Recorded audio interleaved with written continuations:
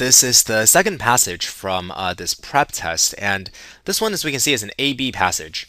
So this is sort of new, but June 2007, I suppose it's not that new anymore. But all the LSATs moving forward have A-B passages. But don't worry, they test on exactly the same thing. Reading comprehension is still reading comprehension. They're not like all of a sudden testing you on a new set of skills or anything like that. So the only thing that you do differently, and this is something we go into more detail, I suppose, in our full course, and I suppose there are a lot of other lessons that I can't presume you already went through our reading comprehension curriculum, which means I'll just be sort of summoning those lessons as needed, and hopefully I'll be able to explain succinctly. Obviously, I don't have time to go into the to depth like I would in our reading comp curriculum.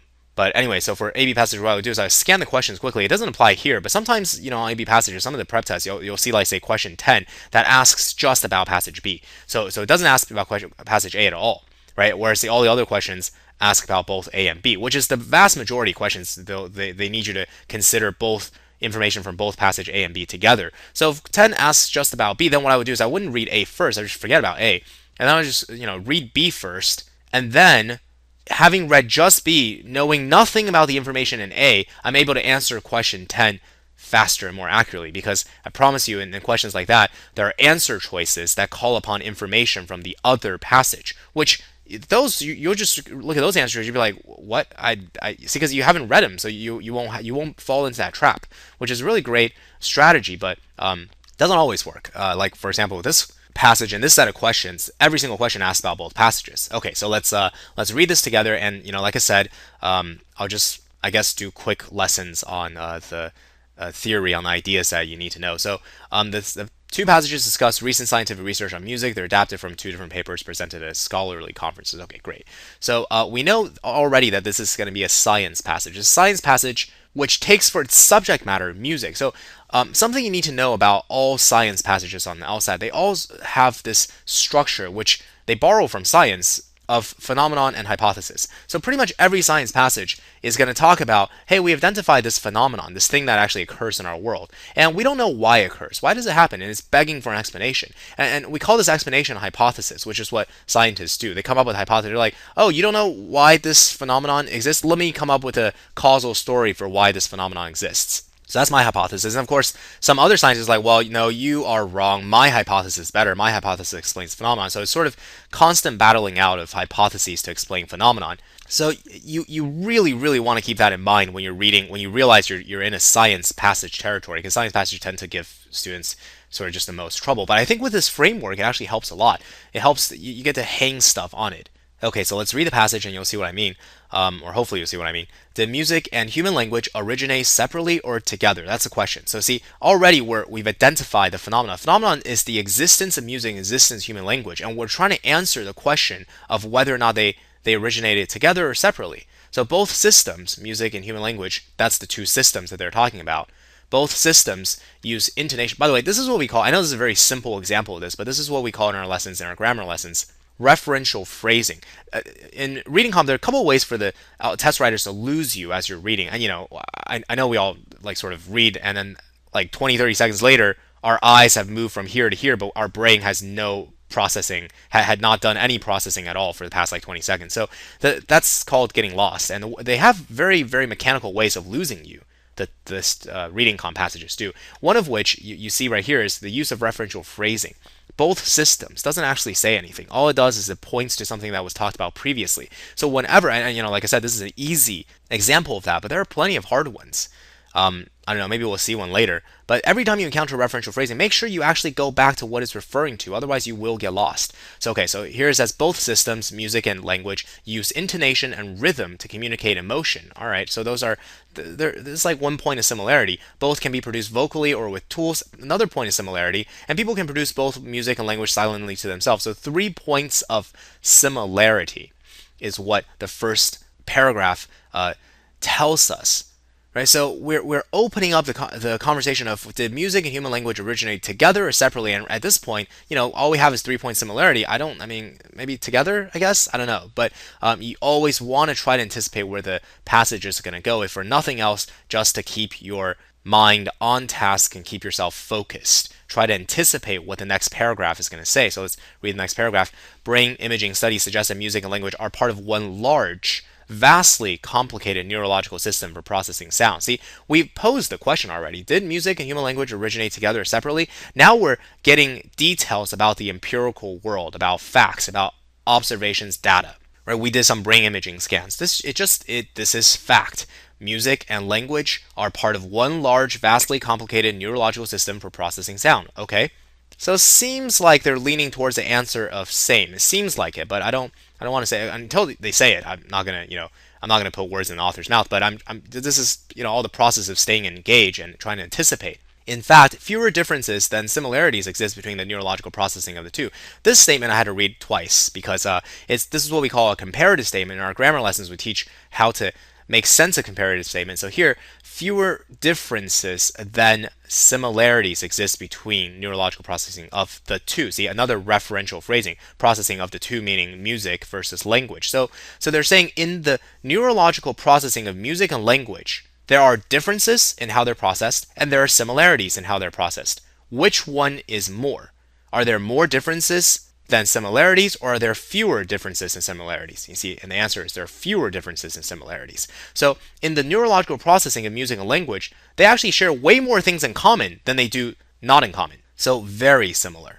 Okay, and let's keep reading here. The next sentence says one could think of the two activities as different radio programs. So as soon as I see this, I think to myself, okay, this is called analogy. And we talk a lot about arguments by analogy in LR lessons, but as you can see, it appears it's relevant also for the RC lesson, reading comp lesson. So your processing of music and language is not like a radio program. I mean, your brain is not a radio. Music and language are not broadcasts, right? But in some ways they're similar. So we could say that you could think of the two as different radio programs. So music is one radio program. Language, like radio is like, or rather, music is like the classic music channel, and human language is like the news talk show channel. Two different radio programs that can be broadcast over the same hardware, meaning your radio, which will be your brain. That's the analogy here. Okay. So one noteworthy difference, though, is that generally speaking, so they talked about same, three similarities, same part of the brain, very similar processing, an analogy to sort of make it clearer, and then one difference, right? They talk about one difference. One noteworthy difference, though, is that generally speaking, people are better at language than music. So people are better at language than music. Music, anyone can listen easily. Language, anyone can listen easily. But most people do not perform music well, right? Yeah, toss someone a guitar and see how they do. And in many cultures, composition, now this is beyond performance, this is composing music, creating music, is left to specialists, and that's true. Whereas in language, by contrast, we listen, we perform, and we compose. When we compose, like when you think up a sentence, that's composing language. And then when you speak the sentence, that's performing language. So that's the one difference. So with the first paragraph and the second paragraph, let's remember to apply our what we call our memory method, which I talked a little bit about in the first passage. You want to sum up the content of the paragraphs as you read on. That way it aids your short-term memory. So first we pose a question, the music and language originate together or separately? Three things very similar in music and language. Second paragraph tells us that it seems like it's trending towards the answer of originate together because there's so many things that are similar. But the same part of your brain process music and language, and there's just sort of one noteworthy difference. Okay, let's take a look at the last paragraph. Given their shared neurological basis, that's from paragraph number 2. Right, you always want to do this. Whenever with a new paragraph, you want to try to link it up.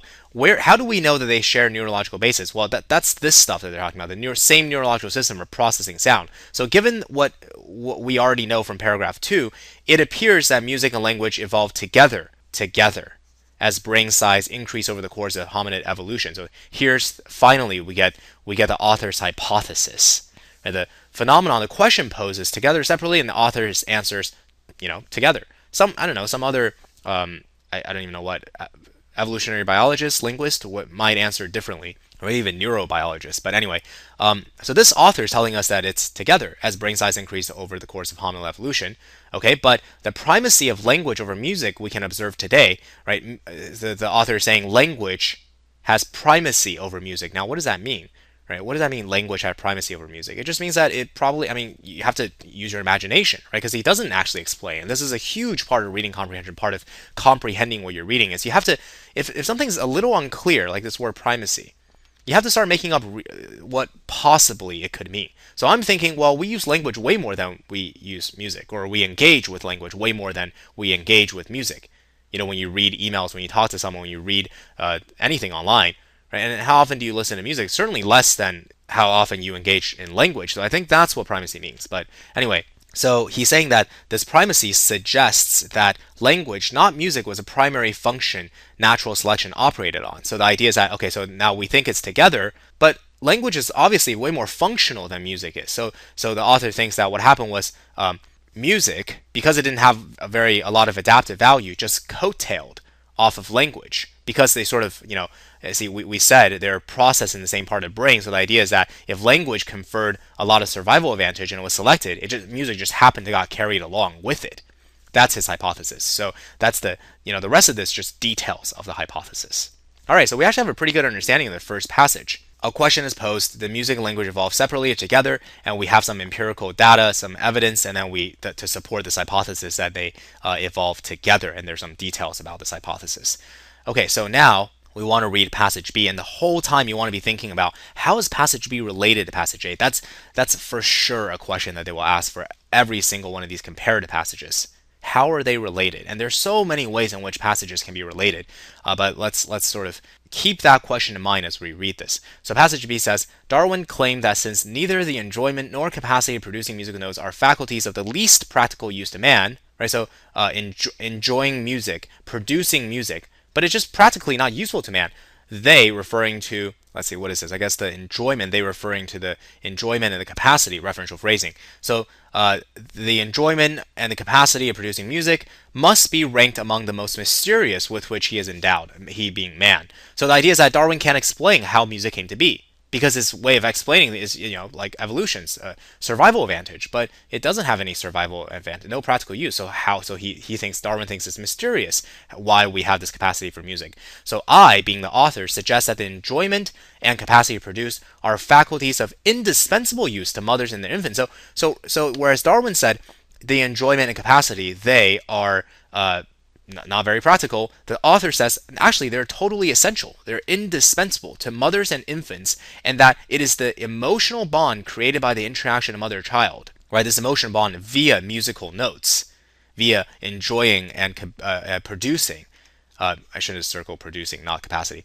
Musical notes that creates this musical bond, which is indispensable to mothers and their infants, and the interaction of mother-child, that we discover the evolutionary origin of human music. So the author thinks that he has, you see, it's a little different from passage A already. Instead always keep in mind how it's related. Passage A says, what is you ask the author passage A, how did music come to evolve? Well, it rode on the coattails of language. Language was selected by natural selection, had a lot of advantage, so it was selected, and music, because it sort of operated in the same part of the brain, just got selected as sort of auxiliary thing that just happened. Whereas the author passage B doesn't think so. It doesn't think so. The author passage B says music got selected. See, here's the evolutionary origin because of the interaction of mother and child. So that's his hypothesis. You see, it's different from author A's hypothesis.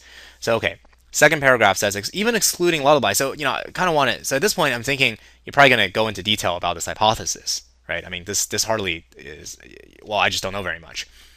Even excluding lullabies, which parents sing to infants. So what the author is doing is, well, look, obviously there are lullabies, right?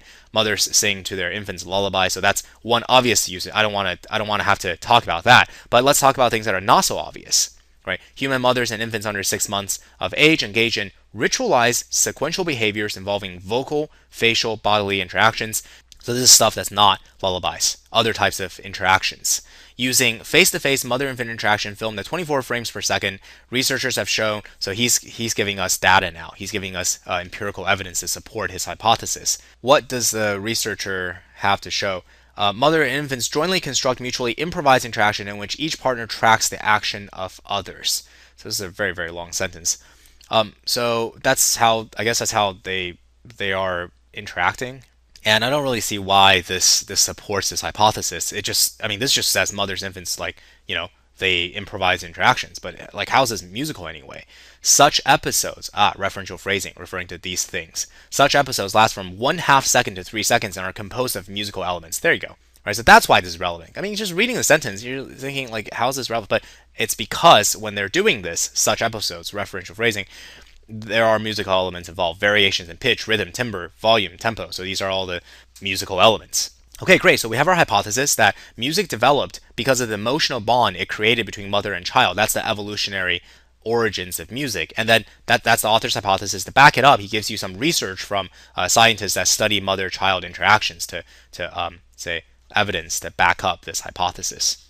So then the last paragraph, what evolutionary advantage would such behavior have? Okay, so we need to explain more about the hypothesis, more details about the hypothesis. Because the hypothesis at this point just, well, it's evolutionary advantage of emotional bond, evolutionary advantage mother-child. Okay, but then that's not a lot of detail, you see. In what specific particular way is there evolutionary advantage? So I think that's what this last paragraph is going to talk about. In the course of hominid evolution, brain size increased rapidly. Oh, great. That's something actually they, this sort of offhand remembered. That passage A also said right up here, brain size. Anyway, so the reason is because, once you start getting familiar with these questions, they ask a lot of questions like that. Which one of the following statements will both authors agree with? Right, so usually the right answer is something that they both have said. But anyway, contemporaneously, the increase in bipedality, which just walking on two legs, caused birth canal to narrow. This resulted in hominid infants being born ever more prematurely, leaving them much more helpless at birth. So all this stuff is just like, okay, so brain size got bigger, people started walking upright, humans were born smaller, meaning they're more helpless at birth. Helplessness necessitates longer maternal care. So what? How does this get to the point? What is music? Under such conditions, under all of this stuff, referential phrasing again, the emotional bonds created in the pre-musical mother-infant interactions we observe in Homo sapiens today would have conferred considerable evolutionary advantage. So what I did there was usually when we encounter, and this is another grammar lesson, when we encounter an embedded statement that here is an embedded modifier, it's descriptive of this stuff. Or rather, actually, it's descriptive of this stuff, interactions. What you want to do is you want to not lose track of the subject and predicate of the sentences. The first time you read it, don't read this stuff. So what we have is, under such conditions, emotional bonds created in pre-musical mother-infant interactions would have conferred considerable evolutionary advantage. Okay, so what about these interactions? Well, these interactions are behavior whose neurological basis essentially constitute the capacity to make and enjoy music.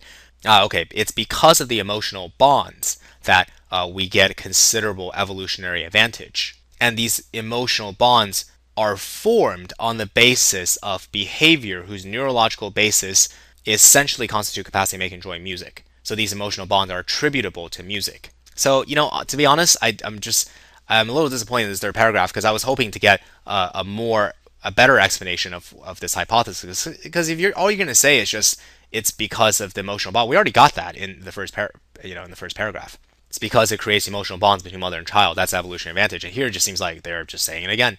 But anyway, there are other details. For example, we now know the author believes that there's this sort of physical evolution of humans that happened simultaneously, contemporaneously with this brain evolution.